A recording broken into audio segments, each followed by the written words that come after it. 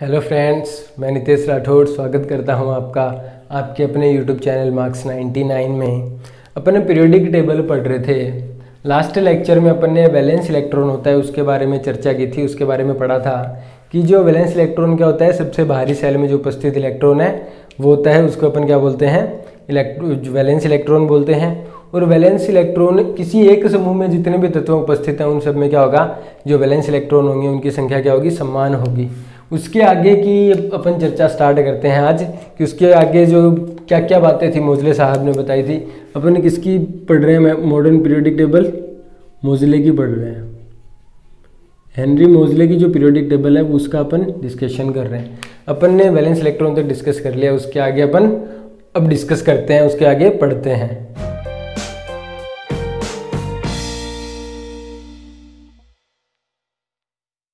अपन ने क्या किया, अपन आगे जा रहे थे, वैलेंस इलेक्ट्रॉन की बात हो गई। अपन ने लेफ्ट से राइट जा रहे थे, अपन ने लेफ्ट टू राइट जा रहे थे तो क्या हो रहा था, जेड इंक्रीज हो रहा था 1 से। जेड के साथ साथ इलेक्ट्रॉन भी इंक्रीज हो रहा था 1 से। अपन आगे जाते जा रहे हैं, इलेक्ट्रॉन एक एक बढ़ता जा रहे हैं।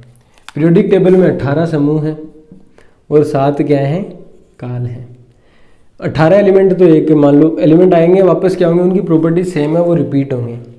एलिमेंट नीचे नीचे आएंगे, मतलब क्या हुआ, अपन जैसे जैसे नीचे गए पीरियोडिक टेबल में अपन नीचे जाएंगे तो जो सेल की जो नंबर है, नंबर ऑफ सेल्स इंक्रीजेस। नीचे गए, नीचे जाएंगे, परमाणु क्रमांक बढ़ेगा, इलेक्ट्रॉन बढ़ेंगे, इलेक्ट्रॉनों की संख्या बढ़ेगी तो जाहिर सी बात है जो सेल्स हैं, जो सेलों की संख्या है वो भी क्या होगी, बढ़ेगी। सेलों की संख्या बढ़ेगी। अब क्या है, ऐसे तीर मत बनाना, मतलब नीचे जाते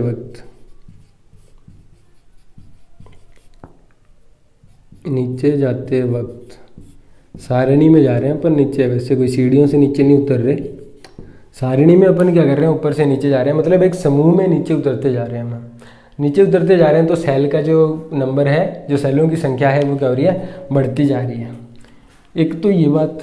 और जो हाइड्रोजन जो हाइड्रोजन तत्व है उसकी अपन बात करते हैं। ये क्या थोड़ा अटपटा है, मतलब इसमें क्या है, 2-3 के गुण मिलते हैं। ये जो हाइड्रोजन है इसमें एल्कली मेटल्स, जो सोडियम पोटेशियम होते हैं, सोडियम पोटेशियम कैल्शियम स्ट्रोंशियम और बेरियम, ये सब आपको मैं एक स्पेशल वीडियो दूंगा पीरियोडिक टेबल का, उसके बारे में आपको इस पीरियोडिक टेबल को कैसे याद रखना है वो ट्रिक बताई जाएगी आपको। उसमें आपको समझ आ जाएगा कौन से एल्कली मेटल हैं। एक तो एल्कली मेटल्स और एक जो हेलोजेंस हैं। हेलोजेंस कौन से, फ्लोरीन, क्लोरीन, ब्रोमीन, आयोडीन। ये कौन सा है, ये फर्स्ट ग्रुप है। ये कौन सा है, पहला समूह है। और ये कौन सा है, 17th ग्रुप है। मतलब जो हाइड्रोजन है वो फर्स्ट ग्रुप में भी आ सकता है और 17वें ग्रुप में भी, 17वें समूह में भी आ सकता है। इसकी प्रॉपर्टी दोनों से मैच होती है। इसके बारे में अपन बात करेंगे, जो अपना पीरियोडिक टेबल की एक स्पेशल वीडियो आएगी।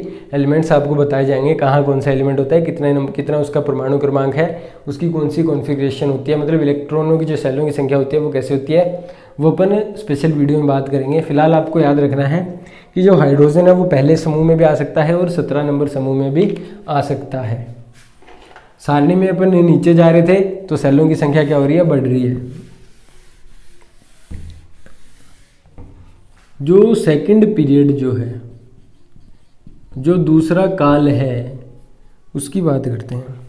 उसमें क्या है, आप जब पीरियोडिक टेबल आपको बताऊंगा उस टाइम दिखाऊंगा कि उसमें एलिमेंट्स क्या है, कंटिन्यूसी नहीं है एलिमेंट्स में।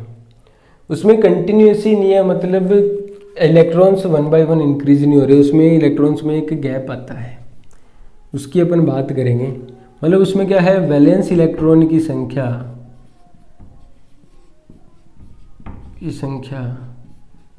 समान नहीं है, पर वैलेंस इलेक्ट्रॉन की संख्या तो समान नहीं है, पर जो सेल हैं सेलों की संख्या क्या है, ओरो में तो क्या होगी, सेल की संख्या बढ़ती जाएगी, बट जो अपना सेकंड पीरियड है उसमें सेल की संख्या नहीं बढ़ती, वैलेंस इलेक्ट्रॉन तो बढ़ते जाएंगे 1 बाय 1। वो तो जैसे जैसे अपन सारणी में आगे बढ़ रहे हैं वैलेंस इलेक्ट्रॉन तो पक्का बढ़ेगा, कॉन्फिडेंट को पक्का बढ़ेगा, कंफर्म है वैलेंस इलेक्ट्रॉन की संख्या बढ़ती जा रही है। बट जो सेलों की संख्या है वो समान रहती है। यह आपको 11th क्लास में बताया जाएगा, जो इलेक्ट्रॉनिक कॉन्फ़िगरेशन आपको लिखना सिखाया जाएगा उस टाइम आपको बताया जाएगा कि कैसे सेलों की संख्या समान रहती है और जो वैलेंस इलेक्ट्रॉन है वो बढ़ते जाते हैं। तो सेकंड पीरियड में क्या है, वैलेंस इलेक्ट्रॉन की संख्या तो बढ़ती जाती है बट जो सेल हैं उसकी संख्या क्या रहती है, समान रहती है।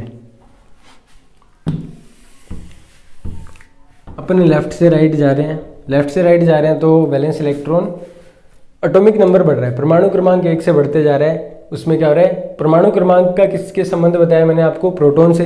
प्रोटॉन और इलेक्ट्रॉन के नंबर क्या होते हैं, बराबर होते हैं। प्रोटॉन बढ़ रहा है तो इलेक्ट्रॉन भी बढ़ रहा है। इलेक्ट्रॉन वैलेंस सेल में ऐड होगा, सबसे बाहर वाली सेल में ऐड होगा ना इलेक्ट्रॉन, तो इलेक्ट्रॉन की संख्या अपन लेफ्ट से राइट जाएंगे, मतलब बाएं से दाएं अपन पीरियोडिक टेबल में जैसे जैसे जाएंगे वैलेंस इलेक्ट्रॉन की संख्या भी बढ़ती जाएगी। अगर नंबर ऑफ सेल, मतलब यहाँ से अपन सेकंड पीरियड की बात की, इससे अपन अगर निकालें, अगर नंबर ऑफ सेल, जो सेल की संख्या है वो क्या है, सेम है, मतलब सेल की संख्या क्या है,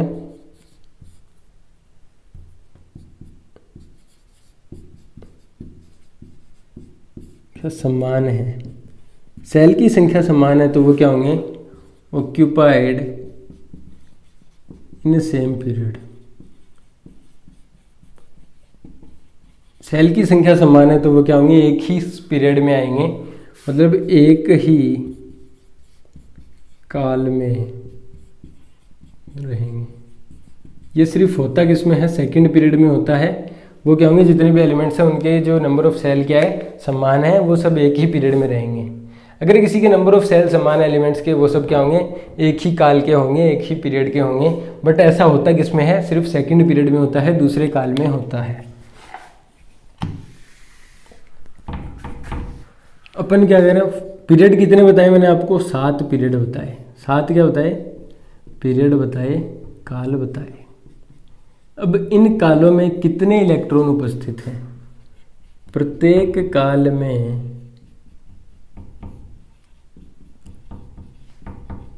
कितने इलेक्ट्रॉन उपस्थित हैं, मतलब how many electron are there in each period. हर पीरियड में कुल कितने इलेक्ट्रॉन हैं उसकी अपन बात करते हैं। यहाँ पे एक सूत्र बताता हूँ, number of electron in a cell, किसी सेल में इलेक्ट्रॉन की संख्या, किसी सेल में इलेक्ट्रॉन की संख्या है, इसको निकालने का जो सूत्र है, जो फॉर्मूला है वो क्या है, 2n²। मोस्ट इम्पोर्टेंट है आपके लिए, इस पर डेफिनेटली क्वेश्चन आते हैं, हर साल आते हैं। n यहाँ पे क्या है, n क्या है, नंबर ऑफ सेल, n क्या है, सेल की संख्या। n यहाँ पे किसको बताया गया है, सेल की संख्या को बताया गया है। इसका सूत्र क्या है, किसी सेल में इलेक्ट्रॉन की संख्या कैसे अपन निकालेंगे, 2n² से निकालेंगे। n वहाँ पे क्या होगा, जो सेल है उनकी संख्या होगी। अपन बात करते हैं फर्स्ट पीरियड की, सेल की बात करते हैं अपन। के सेल में इनको सेलों को कैसे लिखा जाता है, KLMNOP ऐसे चलते रहते हैं। के से अपन फर्स्ट सेल को लिखते हैं, के का मतलब फर्स्ट सेल होगा, एल का मतलब सेकंड, इसका थर्ड हो जाएगा, इसका फोर्थ हो जाएगा, ऐसे चलता रहेगा। के सेल के लिए एन, जो एन की वैल्यू है वो कितनी होगी, 1। तो इसके लिए जो वैलेंस इलेक्ट्रॉन आएंगे वो कितने आएंगे, 2 × 1² मतलब 2। एल सेल के लिए एन आएगा 2, इसके लिए कितने आएंगे, 2 × 2², 8 आ जाएगा। ऐसे ही 3 के लिए होगा 3 × 2 × 3², ये 18 आ जाएगा। ऐसे आएगा 2 × 4 स्क्वायर, ये कितना हो जाएगा 32। ऐसे अपन क्या कर सकते हैं, सेलों को निकालते जाएंगे। ऐसे 3 के लिए निकालेंगे, 4 के लिए निकालेंगे, ऐसे निकालते जाएंगे। तो यहाँ एक सीक्वेंस बनेगी 2 8 8 18 18 32 32। ये सीक्वेंस बनती है इलेक्ट्रॉन, जो सेलों में इलेक्ट्रॉन उपस्थित रहते हैं। पहली सेल में 2, फिर 8, फिर 8, फिर 18, फिर 18, फिर 32, फिर 32। ये क्या है, उनकी एक सीक्वेंस है, एक श्रृंखला है। इस तरीके से इलेक्ट्रॉन सेल के अंदर आते हैं। यह आप याद रखना 2 8 8 18 18 32 32। ये कुछ तरीका होता है। ये कैसे होता है, इसका जो कारण है, जो रीज़न है, वो आपको 11th क्लास में बता दिया जाएगा कि क्यों, क्या रीज़न है कि इलेक्ट्रॉन्स इस कॉन्फ़िगरेशन में इसी तरीके से फिल होते हैं। उनकी जो सीक्वेंस रहती है वो 2 8 8 18 18 32 32 ही क्यों रहती है। तो अपना जो सेल के अंदर इलेक्ट्रॉन उपस्थित है, उनका जो क्या आ गया, फॉर्मूला क्या आया 2n स्क्वायर। इससे अपन क्या, जितने पीरियड है, पीरियड के अंदर कोई भी एलिमेंट अपन को दिया, एलिमेंट की सेल अपन को पता है, एलिमेंट के अंदर इतनी सेल है, तो अपन डायरेक्टली उसमें इलेक्ट्रॉन की संख्या निकाल सकते हैं कि उसमें इलेक्ट्रॉन की संख्या कितनी होगी। वो अपन फॉर्मूला लगा देंगे 2n स्क्वायर। n यहाँ पे क्या हो जाएगा, सेल की संख्या हो जाएगी। अपने जो इलेक्ट्रॉन है वो पता चल जाएंगे कि इस तत्व के अंदर इतने इलेक्ट्रॉन हैं। उस सेल के अंदर कितने इलेक्ट्रॉन है वो अपन पता कर लेंगे। अब अपन एक बात करते हैं कि जो एलिमेंट्स की पोजीशन जो है पीरियोडिक टेबल के अंदर, एलिमेंट्स की पोजीशन है वो हमें उसकी केमिकल रिएक्टिविटी के बारे में भी बताती है। क्या बताती है केमिकल रिएक्टिविटी का, वो आपको 11th क्लास में बताया जाएगा। जो केमिकल रिएक्टिविटी है वो 10th क्लास में नहीं पढ़ाई जाती, वो 11th क्लास में पढ़ाई जाती है। बट उसका जो तत्व का, किसी भी तत्व का आवर्त सारणी में जो स्थान है, वो स्थान उसकी रासायनिक अभिक्रिया करने की जो दर है उसके बारे में हमें बताता है। मतलब क्या हुआ, position of element, position of elements tells us about it's chemical reactivity. मतलब क्या हुआ, किसी तत्व का आवर्त सारणी में स्थान उसकी रासायनिक अभिक्रिया, रासायनिक अभिक्रिया दर के बारे में बताता है। किसके बारे में बताता है, कि वो कितनी उसकी केमिकल रिएक्टिविटी है, उसके बारे में हमें उसकी पोजीशन ही बता देती है। किसी एलिमेंट की पीरियोडिक टेबल में क्या पोजीशन है, मॉडर्न पीरियोडिक टेबल मोजले साहब की है, उसमें उसकी एलिमेंट की जो पोजीशन है वो हमें उसकी केमिकल रिएक्टिविटी, उसकी रासायनिक अभिक्रिया दर जो है उसके बारे में बता देगी।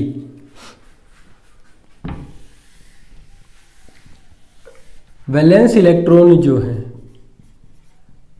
वैलेंस इलेक्ट्रॉन जो हैं, आपको मैं एक बात बता दूं कि किसी भी एलिमेंट के अंदर जितने वैलेंस इलेक्ट्रॉन होते हैं वो उतने ही बंध दूसरे तत्व के साथ बनाता है, उतने ही बॉन्ड वो दूसरे एलिमेंट के साथ बनाता है। Valence electron tells us about number of bonds formed by element. मतलब क्या हुआ कि तत्व कितने बंध बनाएगा वो हमें किससे पता चलता है, उसके वैलेंस इलेक्ट्रॉन से पता चलता है। वैलेंस इलेक्ट्रॉन से हम पता कर सकते हैं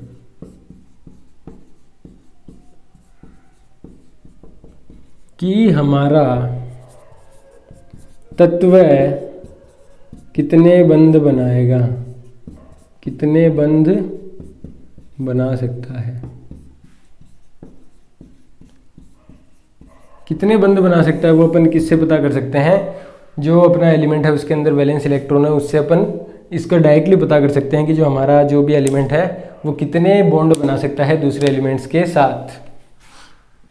जो नंबर ऑफ वैलेंस इलेक्ट्रॉन है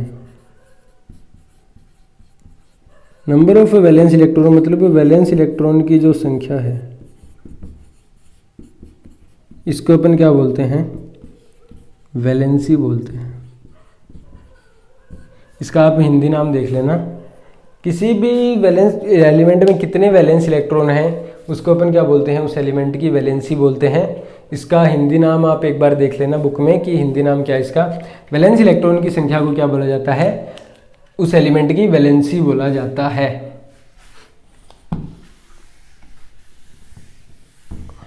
अपन बात करते हैं परमाणु के आकार की। परमाणु का आकार मतलब अपन बात कर रहे हैं एटॉमिक साइज की। क्या है एटॉमिक साइज, इसके बारे में पढ़ते हैं। सबसे पहले तो सबसे छोटी इसकी परिभाषा मैं आपको बताऊं, जो उसकी त्रिज्या है, किसी भी एटम की त्रिज्या है उसको क्या अपन बोल सकते हैं, त्रिज्या से अपन उसका आकार निकाल सकते हैं। रेडियस ऑफ एन एटम मतलब क्या हुआ, किसी तत्व की त्रिज्या। किसी तत्व की त्रिज्या से अपन क्या निकाल सकते हैं, उसे एटम की साइज निकाल सकते हैं। जो सर्कमफेरेंस का फॉर्मूला है उससे अपन उसकी साइज निकाल लेंगे। 2πr जो फॉर्मूला है सर्कमफेरेंस का, परिधि का, उससे अपन उसकी साइज निकाल सकते हैं अपन को अगर त्रिज्या पता है। इसका दूसरा अपन अगर इसकी परिभाषा देखें तो देखो, नाभिक से लेकर जो वैलेंस इलेक्ट्रॉन है, ये नाभिक है, नाभिक से जो सबसे बाहर वाला इलेक्ट्रॉन है, इन दोनों के बीच की दूरी अपन को पता है तो भी अपन क्या कर सकते हैं, उसकी साइज पता कर सकते हैं। नाभिक से वैलेंस इलेक्ट्रॉन के बीच की दूरी क्या है, यही तो त्रिज्या थी। मतलब क्या हुआ, नाभिक व सबसे बाहरी इलेक्ट्रॉन के बीच की दूरी, इसको भी, इससे भी क्या कर सकते हैं अपन, इसको भी एटॉमिक साइज बोल सकते हैं। Distance between electron nucleus and valence electron of an atom. मतलब क्या हुआ, जो नाभिक और जो वैलेंस इलेक्ट्रॉन है, सबसे बाहर वाला इलेक्ट्रॉन है, उसके बीच की दूरी अपन को पता है तो अपन को उसका एटॉमिक साइज पता है, उसका एटॉमिक साइज अपन पता कर सकते हैं। ये क्या होता है, किसी भी एलिमेंट की एटॉमिक साइज होती है, परमाणु का आकार होता है। जो हाइड्रोजन है, क्या है, हाइड्रोजन जो है उसका जो आकार है वो कितना है, 37 पिकोमीटर। मतलब कितना है, 37 × 10⁻⁻12 मीटर। पिको का मतलब होता है 10⁻⁻12। ये जो प्रीफिक्सेस हैं ये आपको 11th क्लास में बताए जाएंगे पूरे। आप फिलहाल इतना याद रखो, पिको का मतलब होता है, पी का मतलब होता है 10⁻12। हाइड्रोजन एलिमेंट जो एटम है उसका साइज कितना है, 37 × 10⁻12 मीटर। 37 × 10⁻12 मीटर हाइड्रोजन की साइज होती है।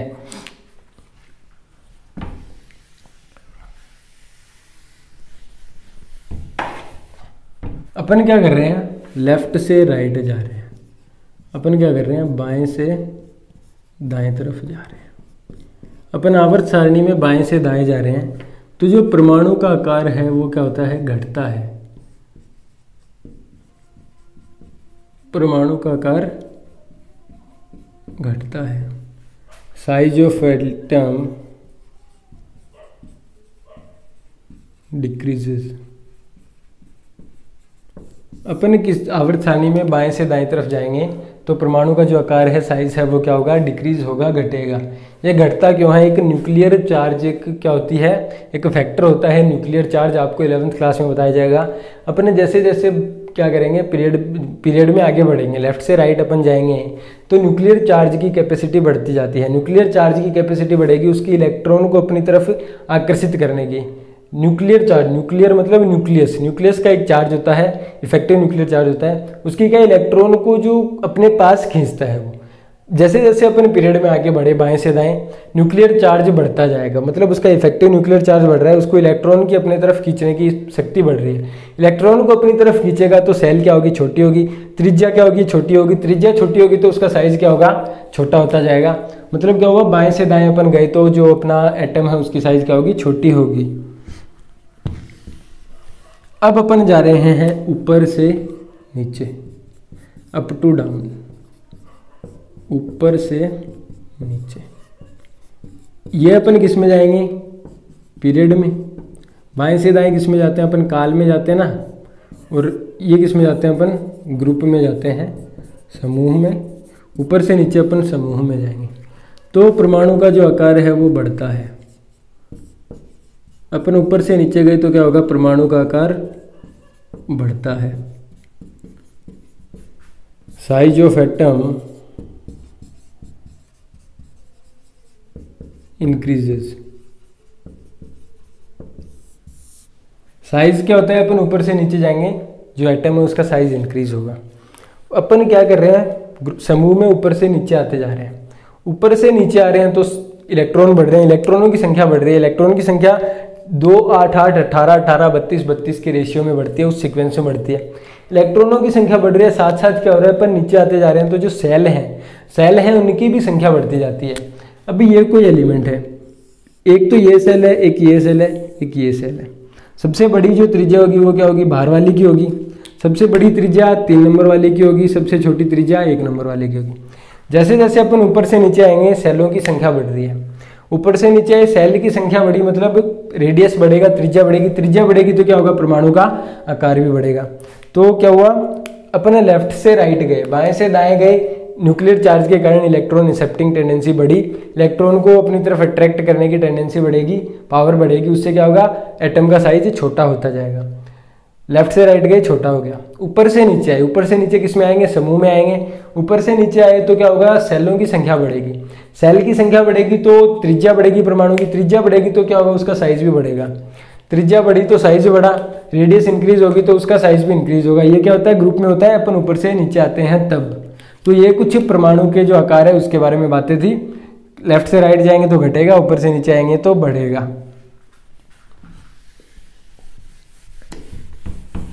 ये कुछ एटॉमिक साइज के बारे में बात हो गई। अब जो मान लो ये अपनी पीरियोडिक टेबल है, मान लो कि ये अपनी आवर्त सारणी है मोजले साहब की। तो इसमें बाईं तरफ कौन सी है, ये है। ये कौन सी है, लेफ्ट साइड है। और ये कौन सी है, दाईं तरफ है।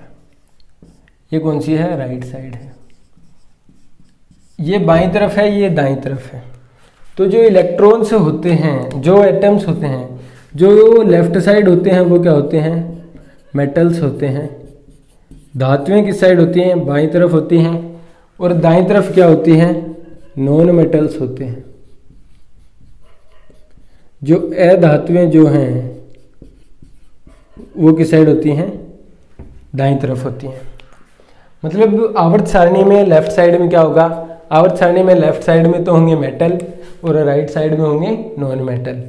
एक मतलब आपको जैसे जैसे अपन पीरियोडिक टेबल की जो एक स्पेशल वीडियो मैं आपको दूंगा उसमें याद कराऊंगा, तो आपको एलिमेंट का नाम देखते ही पता चल जाएगा कि वो नॉन मेटल है या फिर मेटल है। आपको पीरियोडिक टेबल पूरी याद होगी तो आपको पता रहेगा कि वो दाईं तरफ आ रहा है या बाईं तरफ आ रहा है। बाईं तरफ आ रहा है तो क्या होगा, मेटल होगा, धातु होगा। और अगर दाईं तरफ आ रहा है तो अधातु होगा, नॉन मेटल होगा। बट इनमें क्या है, एक बीच में जिगजैग लाइन होती है, टेढ़ी मेढ़ी एक लाइन होती है। एक ऐसे आपको पीरियोडिक टेबल में लाइन बनी हुई मिलेगी, पिंक कलर की शायद है वो, ऐसे टेढ़ी मेढ़ी लाइन बनी होती है। इस टेढ़ी मेढ़ी लाइन से इस साइड वाले सारे क्या हैं, नॉन मेटल हैं। और इस साइड वाले सारे क्या हैं, मेटल हैं। इस टेढ़ी मेढ़ी लाइन के दाईं तरफ सारे अधातु और बाईं तरफ धातु। और इसके अंदर जो एलिमेंट्स होते हैं, यहाँ पे मतलब ABCD बोलूँ, यहाँ जो एलिमेंट्स होते हैं वो कौन से होते हैं। यहाँ पे अपधातु आपने नाम सुना होगा। यहाँ पे कौन से होते हैं, अपधातु। मेटलॉइड इनको कहा जाता है। इसमें कौन से होते हैं, मेटलॉइड्स होते हैं। कौन से मेटलॉइड होते हैं उनकी अपन बात करते हैं। तो इस जिगजैग रेखा में कौन से होते हैं, मेटलॉइड्स होते हैं।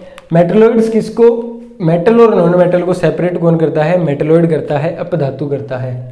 ये इसको सेपरेट कर रहा है, इसके साथ भी संबंध बना रहा है, इसको भी अपने पास रख रहा है, इसको भी सेपरेट कर रहा है। दोनों के बीच में आ रहा है मेटलोइड, एक तरफ मेटल आ रहा है, एक तरफ नॉन मेटल आ रहा है। एक साइड क्या है, धातु है, एक साइड अधातु है, दोनों के बीच में मेटलोइड है। तो इसके अंदर क्या होगा, धातु का भी थोड़ा गुण आ जाता है, अधातु का भी गुण आ जाता है, इसलिए अपन इसको अपधातु बोलते हैं। मतलब मेटलोइड की अगर अपन परिभाषा लिखें, अपन अगर अपधातु की परिभाषा लिखें, अपधातु क्या होता है, ऐसे तत्व जिनमें धातु व अधातु, धातु व अधातु दोनों के गुण पाए जाते हैं।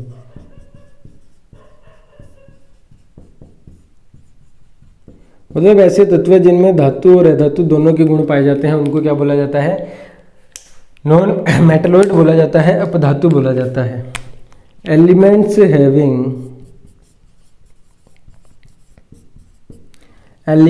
Having properties of both metal and non metal. मतलब मेटल और नॉन मेटल की दोनों प्रॉपर्टीज अगर किसी तत्व के पास हैं तो उसको अपन क्या बोलेंगे, अपधातु बोलेंगे, मेटलोइड बोलेंगे। इसके कुछ उदाहरण हैं, फिक्स हैं वो उतने ही मेटलोइड हैं, वो मैं उदाहरण आपको बता देता हूँ कौन से हैं, वो आपको याद रखना है, क्योंकि एग्जाम में कई बार सीधा पूछा जाता है कि निम्न में से कौन सा अपधातु है, out of these which is metalloid. उसका अपन अगर अपन को याद है तो अपन क्या उसका डायरेक्टली उसका आंसर लिख सकते हैं, अदरवाइज अपना जो नंबर है वो कट जाएगा। ये जो एग्जांपल्स हैं वो कौन से हैं, boron, silicon, germanium, arsenic, antimony, tellurium और एक होता है पोलोनियम।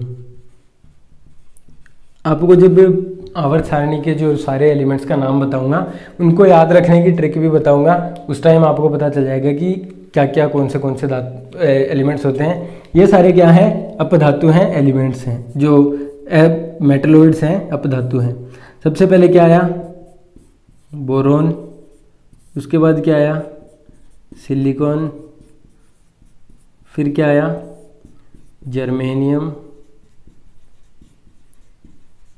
फिर क्या आया, आर्सेनिक, फिर क्या आया, एंटीमनी, फिर क्या आया, टेल्यूरियम, और लास्ट में क्या आया, पोलोनियम। ये अपने इतने क्या है, मेटलोइड हैं, अपधातु हैं। अपधातु होते क्या हैं, ऐसे तत्व जिनमें धातु और अधातु के दोनों गुण पाए जाते हैं, उनको क्या बोलते हैं, मेटलोइड बोलते हैं, अपधातु बोलते हैं। अपधातु एक ऐसे जिगजैग लाइन मिलेगी आपको आवर्त सारणी में, वहाँ पे क्या होते हैं, अपधातु उपस्थित होते हैं। अपधातु के राइट साइड में जितने भी हैं वो सब क्या हैं, अधातु हैं, नॉन मेटल हैं, और बाईं तरफ जितने भी हैं वो सब क्या हैं, धातु हैं, मेटल्स हैं। अपन मोजले साहब की जो पीरियोडिक टेबल है उसको पढ़ रहे हैं। जो धातु होते हैं क्या होते हैं, मेटल्स, जो धातुएं होती हैं, जो धातुएं होती हैं वो क्या करती हैं, इलेक्ट्रॉन को देने की, मतलब इलेक्ट्रॉन उनके पास ज़्यादा मात्रा में है, मतलब उनके पास इलेक्ट्रॉन को अपने पास रखने की क्षमता नहीं होती, वो इलेक्ट्रॉन दूसरे को देने की कोशिश में रहते हैं। मतलब metals tends to lose electron, वो चाहते हैं कि मैं अपना इलेक्ट्रॉन किसी और को दे दूं।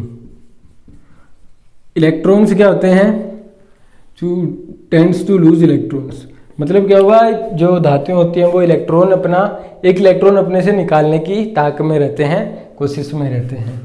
इलेक्ट्रॉन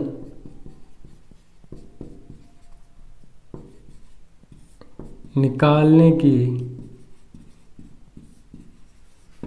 कोशिश करते हैं।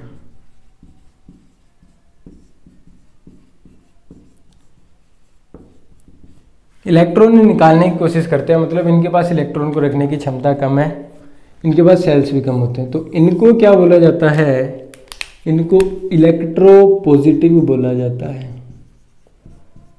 ये इलेक्ट्रॉन देने की क्षमता रखते हैं, इनको इलेक्ट्रोपॉजिटिव कहा जाता है, इसका हिंदी नाम आप देख लेना। और जो नॉन मेटल्स जो हैं, जो अधातु जो हैं, अधातुएं जो हैं, वो क्या करती हैं, टेंड्स टू एक्सेप्ट इलेक्ट्रॉन्स, मतलब इलेक्ट्रॉन लेने की कोशिश करते हैं।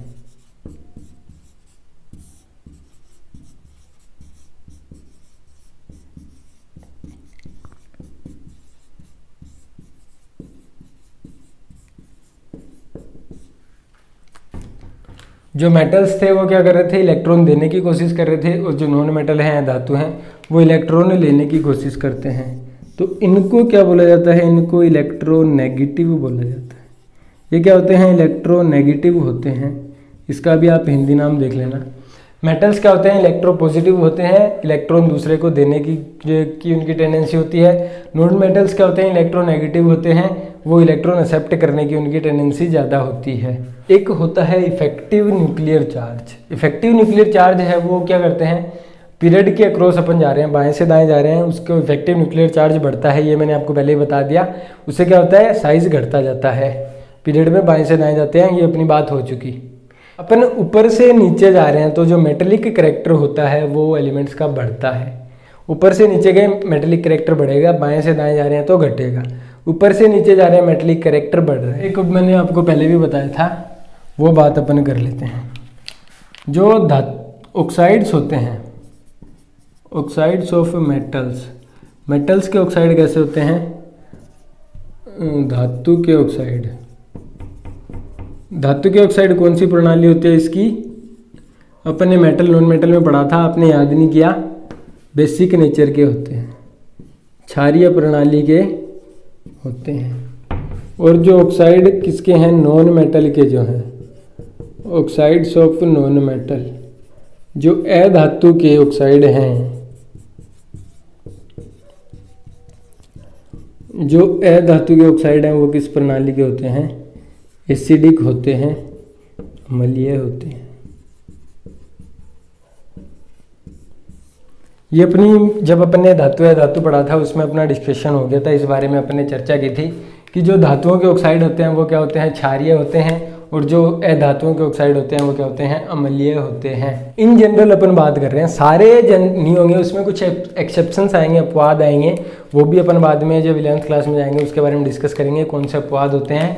जो मेटल्स हैं वो एसिडिक होते हैं और जो नॉन मेटल हैं वो बेसिक होते हैं। कुछ ऐसे भी आएंगे, उनके बारे में अपने 11th क्लास में पढ़ेंगे। फिलहाल आपको इतना याद रखना है कि जो धातुओं के ऑक्साइड हैं वो तो क्या है, क्षारीय हैं, और जो अधातु के ऑक्साइड है वो क्या है, अम्लीय है। तो यहाँ पे जो अपना पीरियोडिक टेबल चैप्टर है वो पूरा कंप्लीट होता है। इसका एक स्पेशल वीडियो बचा है जिसमें मैं आपको आवर्त सारणी की ट्रिक बताऊंगा कि आवर्त सारणी आपको कैसे याद करनी है, कैसे आप इजीली आवर्त सारणी के 118 तत्वों की खोज हो चुकी है। 118 तत्वों को कैसे आप इजीली याद रख सकते हो, आप आवर्त सारणी को बहुत इजी तरीके से, आसान तरीके से कैसे बना सकते हो, वो अपन बात करेंगे नेक्स्ट लेक्चर में।